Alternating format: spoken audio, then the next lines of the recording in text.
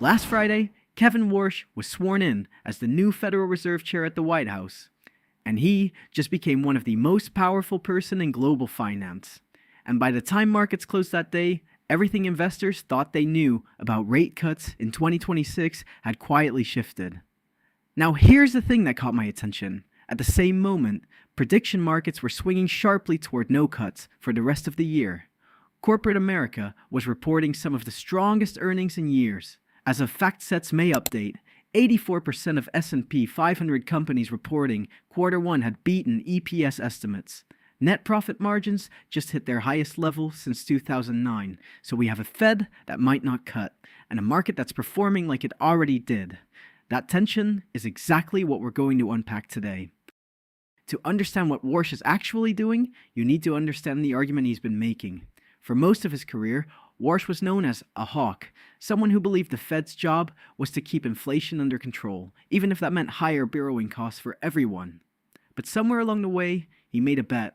He started arguing that AI wasn't just a technology trend, it was a structural shift in how the entire economy produces output. More goods, fewer workers, lower costs. And if costs fall structurally across the economy, then inflation falls with them. Not because the Fed squeezed it out, but because productivity made it irrelevant.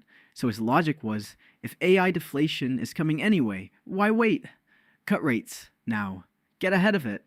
It's a compelling argument. I'll be honest, the first time I read it I thought, that's actually interesting. But here's the problem he walked into on day one. April CPI, 3.8% year over year. The Fed's target is 2%.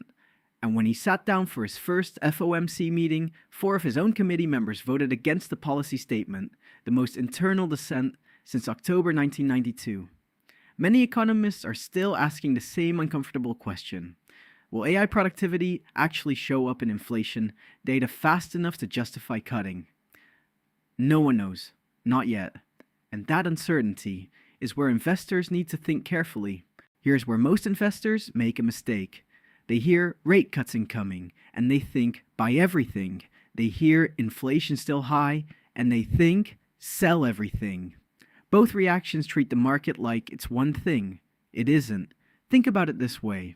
Right now, just 3 companies, Alphabet, Amazon, and Meta, account for roughly 70% of the entire S&P 500's earnings growth expectations for 2026.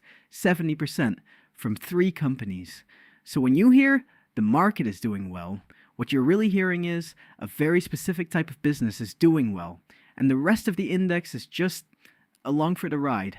That distinction matters more right now than it has in years, because the businesses that are thriving, they're not thriving because of rate cuts. They're thriving because AI is already compressing their costs and expanding their margins. That's Warsh's thesis, playing out in real earnings data before he's cut a single rate. So the right question isn't, will the Fed cut? The right question is, do you own the businesses that win in either scenario? Let me show you what I mean, using Invyra to run the numbers on actual businesses.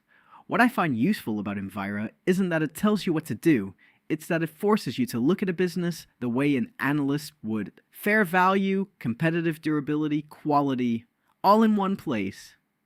And in a market that's divided between winners and losers, that discipline matters. Start with Microsoft. I know everyone knows Microsoft, but that familiarity is exactly why people stop actually looking at it. Invyra's model puts fair value at $519.62. It's trading around $427 right now. That's an 18% gap. Not a feeling, a calculation. Now pull up the mode score.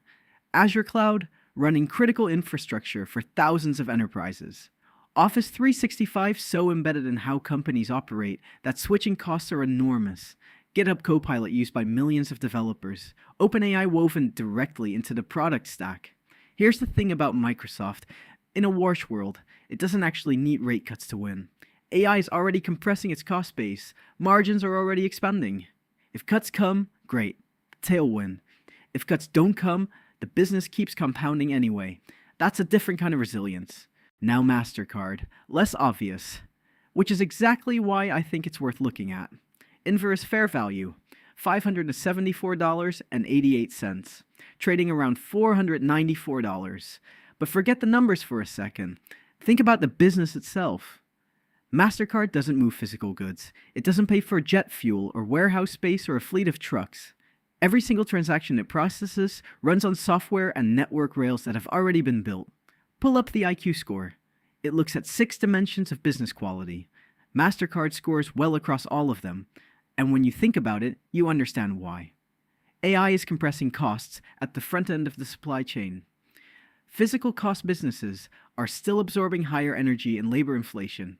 MasterCard sits on the right side of that divide. And here's the other thing. If consumer spending expands in a lower rate environment, more transactions flow through the same rails, same infrastructure, more revenue. The business scales almost for free. Now, I want to show you the other side, because this is where it gets uncomfortable. Pull up a major airline, or a freight carrier, something with real physical infrastructure. Look at the moat score first. Lower pricing power. Customers will switch carriers for a 10% price difference on a ticket. That's not a business with a moat. That's a business running on thin ice. Now look at the cost structure. Fuel, labor, gate fees, physical infrastructure that costs billions to maintain and can't be replaced by better software. Pull up the AI thesis. Invyra generates a bull case and a bear case from actual financial data. The bear case for these businesses is pretty straightforward. If Warsh's thesis takes longer than expected to materialize, if CPI stays at 3.8% and cuts don't come, these companies are caught between high input costs and limited pricing power. And that's not a catastrophe. Good operators survive tough macro environments. But it's a very different setup from the businesses we just looked at. The question isn't whether these are bad companies. The question is, what conditions do they need to thrive? And are those conditions in place right now? So, let me be honest about where I land on this. I find Warsh's AI thesis genuinely interesting. And the data backs up part of it. Net profit margins at 13.4%, the highest FactSet has recorded since 2009. Earnings beating estimates by the widest margin since 2021. The productivity story isn't hypothetical, it's showing up in the numbers right now. But 4 FOMC members dissenting at his first meeting, the most since 1992. Tells you something. Warsh doesn't walk into a compliant institution. He walks into a fight. And honestly, that's probably healthy. A Fed chair who gets everything he wants on day one is a different kind of risk. So, what do I actually think investors should take from all of this? Not a prediction, not a trade, just this. The businesses that win in a world where Warsh is right. Digital cost structures, strong moats, AI-driven margin expansion are the same businesses that hold up if he's wrong and cuts get delayed. The businesses that struggle are those still absorbing physical world inflation with no clear path to AI-driven efficiency. That's not a hot take. That's just looking at the structure of the businesses and asking which ones are built for what's coming, regardless of what the Fed does next. If you want to run this kind of analysis yourself, fair value, moat score, business quality, Invyra is free for now. No credit card. Link is in the description. I'll be doing more of these, taking a macro event and running it through real businesses to see what the data actually says. Subscribe if that's useful to you.